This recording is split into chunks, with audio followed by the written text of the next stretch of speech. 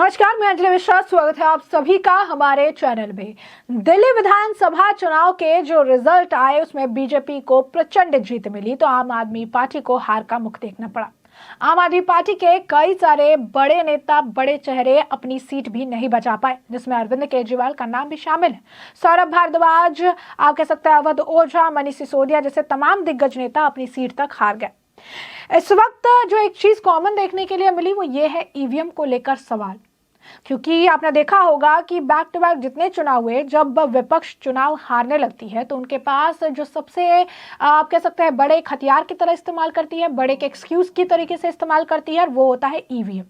हमेशा कहती है कि बैलेट पेपर से चुनाव होना चाहिए, ईवीएम तो हैक कर दिया। जब भी बीजेपी जीतती है तो इनका ईवीएम हैक हो जाता है। अब ऐसे में आपको जानकर हैरानी होगी, क्योंकि हम जो आपको बताने जाने वाले हैं वो सच, वो तथ्य विपक्ष के मुंह पर भी करारा तमाचा है, जो कि बैलेट पेपर से चुनाव कराने की बात करता है। जी हाँ, बिल्कुल सही सुना आपने। बैलेट पेपर से चुनाव कराने की मांग करने वाले विपक्ष को अब ये जानकर बेहद ज्यादा हैरानी होगी कि अभी हाल ही फिलहाल में हुए दिल्ली विधानसभा चुनाव में बैलेट पेपर का आंकड़ा क्या कह रहा था। 70 विधानसभा सीटें हैं, 36 पे मेजॉरिटी का आंकड़ा है, जहां पर बीजेपी ने 48 सीटें जीतकर जो है दिल्ली में उन्होंने अब सरकार बनाने का काम किया है। जीत उन्होंने दर्ज कर ली है। जल्द ही शपथ ग्रहण समारोह भी देखने के लिए मिलेगा। लेकिन ईवीएम की काउंटिंग से पहले बैलेट पेपर की काउंटिंग हुई थी, और बैलेट पेपर जो है, जो पोस्टल बैलेट्स हैं, उसमें बीजेपी को 70 में से 64 सीटें मिल रही थी। जी हाँ, बिल्कुल सही सुना आपने। बैलेट पेपर में 70 में से 64 सीटों पर बीजेपी आगे थी। तो जो लोग ये कहते हैं, या जो विपक्ष के नेता ये कह रहे थे कि ईवीएम हैक हो जाता है, बैलेट पेपर से चुनाव होना चाहिए, तो यहाँ पर उनको हम बता रहे हैं पोस्टल बैलेट का ही आंकड़ा बता रहे हैं, जहां पर बीजेपी तो 64 से आगे चल रही थी। अब सोचिए जरा कि अगर ईवीएम में उन्हें 48 सीटें मिली है, अगर बैलेट पेपर का आंकड़ा रखा जाता तो आम आदमी पार्टी तो नजर ही नहीं आती। जो 2-3 सीट गिनकर ये जीत चुके हैं वो सीटें भी इनके हाथ में नहीं आती, और कांग्रेस की जमानत भी जब्त हो जाती। तो कहीं ना कहीं ये जो इनका ईवीएम पूरा एजेंडा है, ये जो ईवीएम का रोना रोते हैं, ईवीएम को लेकर मिसकंसेप्शन फैलाते हैं, ईवीएम को लेकर माहौल बनाते हैं, सिर्फ और सिर्फ एक इस आप कह सकते हैं कि आंकड़े ने इनके पूरे ईवीएम के नाटक को, पूरे ईवीएम के एजेंडे को ध्वस्त कर दिया है, एक्सपोज कर दिया है, और ये बता दिया है कि जो पार्टी चुनाव जीतती है, चाहे वो बीजेपी की हो या फिर विपक्ष की कोई पार्टियां हो, उसमें बैलेट पेपर में भी उसी को बढ़त देखने के लिए मिलती है, तो वहीं ईवीएम में भी रिजल्ट लगभग वहीं चला आता है। तो ऐसा नहीं है कि ईवीएम जो है हैक हो जाता है और बीजेपी जीत जाती है। यहाँ पर बैलेट पेपर भी इस हिसाब से हैक होना चाहिए, क्योंकि बीजेपी को तो दिल्ली के इस चुनाव में बैलेट पेपर में जो आंकड़े मिल रहे हैं वो हमने आपको बताया है कि 64 से ज्यादा है। तो विपक्ष को अब इस पर भी सवाल जो है बताना चाहिए। दूसरी तरफ हम बात कर लेते हैं दिल्ली में मिली शानदार जीत की। 27 साल का वनवास बीजेपी का खत्म हुआ, शानदार एक जीत मिली, और इस जीत के बाद सेलिब्रेशन देखने के लिए मिला। एक नेता जो काफी ज्यादा चर्चा में आए थे, जिसके पांव खुद प्रधानमंत्री नरेंद्र मोदी 3 बार छूते नजर आए थे, वो थे रवि नेगी, जिन्होंने मनीष सिसोदिया को परपतगंज छोड़ने के लिए मजबूर कर दिया, और यहां से उन्होंने जीत भी जबरदस्त तरीके से दर्ज की। जरा रवि नेगी का भी बयान सुनिए और देखिए किस तरीके से बीजेपी के खेमे में इस बड़ी जीत को सेलिब्रेट किया जा रहा है, किस तरीके से बीजेपी हेडक्वार्टर में इस जीत को सेलिब्रेट कर रहे हैं कई सारे नेता, उनके बयान भी सामने आ रहे हैं। रवि नेगी से शुरुआत करते हैं बयानों की। सुनिए 2-4 और नेता हैं जो किस तरीके से इस जीत को देख रहे हैं और किस तरीके से जीत को सेलिब्रेट करते नजर आ रहे हैं। एक नजर जो है आप इनके सेलिब्रेशन पर भी डालिए और इनके बयान भी सुनिए। 100% पूरा होगा। मोदी जी की गारंटी के तहत वो मैनिफेस्टो दिया है, और मोदी जी की जो गारंटी होती है वो गारंटी की गारंटी होती है। तो आप देखते हैं जिन स्टेटों में हमारी सरकारें आई है उन स्टेटों में जितने मैनिफेस्टो थे वो पूरे हुए, और मुझे लगता है कि दिल्ली में भी सारे पूरे होंगे। पहली कैबिनेट की बैठक में ही बहुत सारी चीजें लागू हो जाएगी। उत्तराखंड को लेकर यहाँ जो प्रवासी रहते हैं उनके लिए भी आप सोच रहे हैं कैसे काम करेंगे?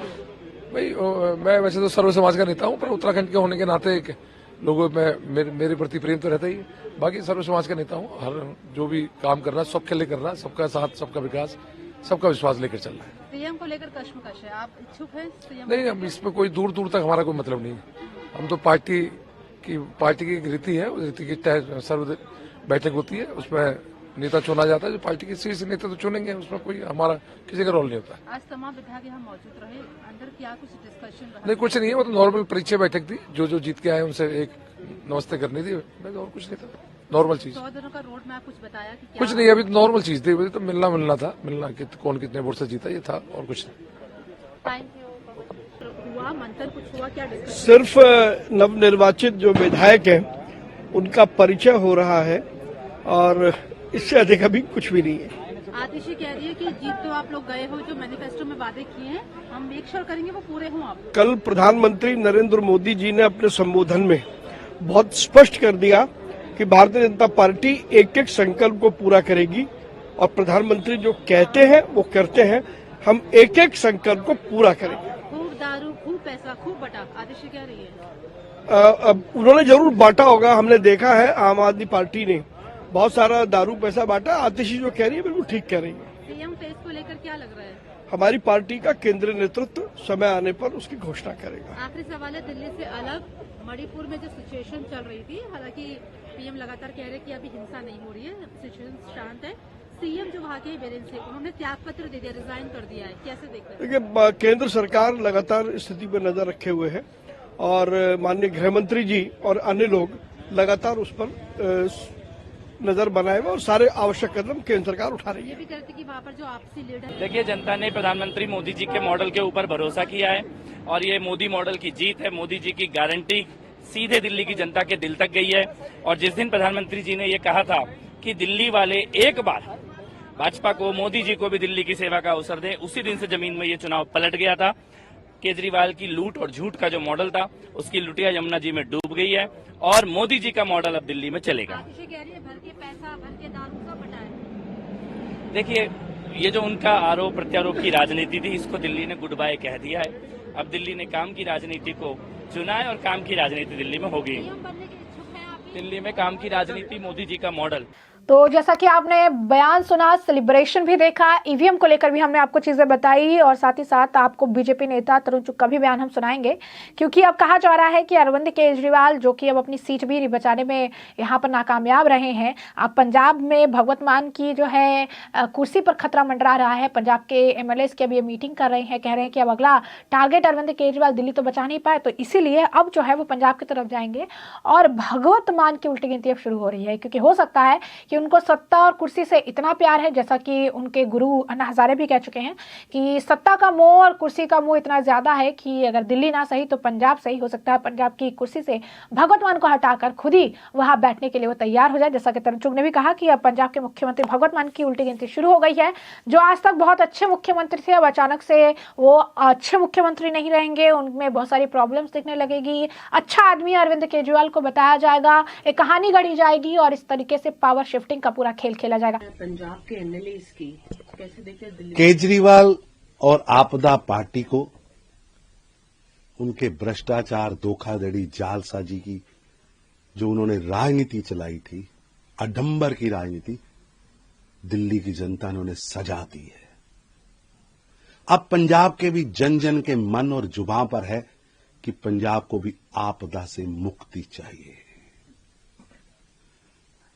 जहां चुनाव परिणाम से दिल्ली की जनता को आपदा से मुक्ति मिली है और लगता है जल्द ही, वहीं पंजाब के मुख्यमंत्री कार्यालय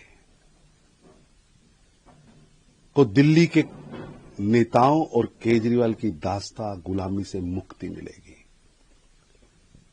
पंजाब आम आदमी पार्टी का कुनबा दिल्ली की भ्रष्टाचारी और षड्यंत्रकारियों की नौकरी से दुखी है। पूरा पंजाब परजीवियों से हताशा, निराशा में है। पंजाब को माफिया से मुक्ति चाहिए और दिल्ली के नेता वहां माफिया को कंट्रोल कर रहे हैं। जल्द ही पंजाब भगवंत मान की सरकार को कह रहा है कि अपना जो उन्होंने वादा किया था वो पूरा करें।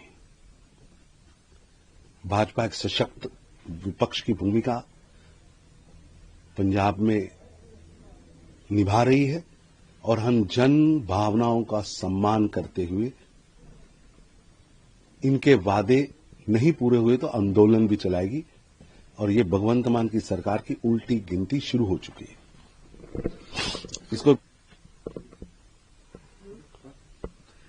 सर पंजाब के एमएलए की बैठक बुलाई जा रही है। केजरीवाल और आपदा तो भ्रष्टाचारी धोखाधड़ी जालसाजी की सजा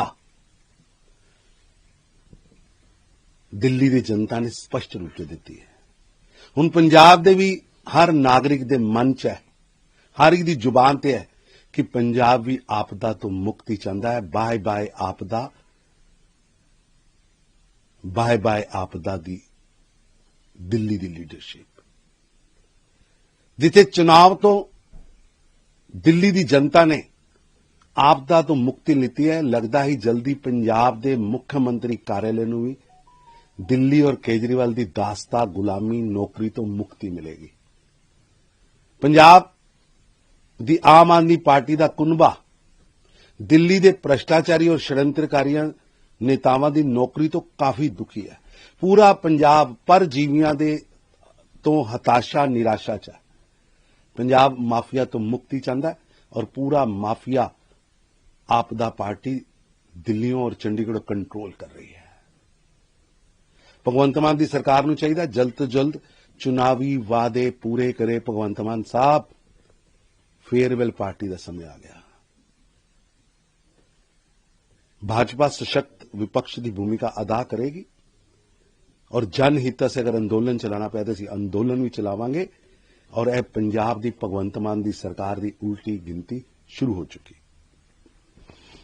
बिहार में भी तेजस्वी यादव का कहना है कि दिल्ली के चुनावों का बिहार पर कोई असर नहीं पड़ेगा। तेजस्वी यादव जी, बिहार छोड़ो, पूरे देश की राजनीति में असर हो रहा है। नकारात्मक, परिवारवादी, भ्रष्टाचारी देश को टूल किट का हिस्सा बनकर बदनाम करने वाले नेताओं और पार्टियों को जनता लगातार सजा दे रही है। हरियाणा, महाराष्ट्र और दिल्ली की दास्ता बताती है कि जनता प्रधानमंत्री मोदी जी के नेतृत्व के उनके सादगी, राष्ट्र प्रेम, गरीबों के प्रति उनका समर्पण, गरीबों के जीवन में परिवर्तन लाने के लिए उनका संकल्प, विकसित भारत का संकल्प, इसको देश की जनता लगातार आशीर्वाद दे रही है और दिल्ली की बार अब बिहार और पंजाब की बारी है। किसी भी शिक्षण संस्थान में इस तरह की साजिश, षड्यंत्र घोर निंदनीय है। अलीगढ़ मुस्लिम यूनिवर्सिटी में हाल ही में जो घटनाक्रम हुआ है उसके प्रत्येक पहलू की जांच होनी चाहिए। दोषी कोई भी हो उस पर कठोर कार्रवाई होनी चाहिए। कुछ लोग जानबूझकर देश के सांप्रदायिक सौहार्द को, भाईचारे को षड्यंत्र के तहत, एक टूल किट के तहत खराब करने में लगे हैं और कुछ लोग ऐसी नकारात्मक विभीषणकारी शक्तियों को, दलों को हवा दे रहे हैं।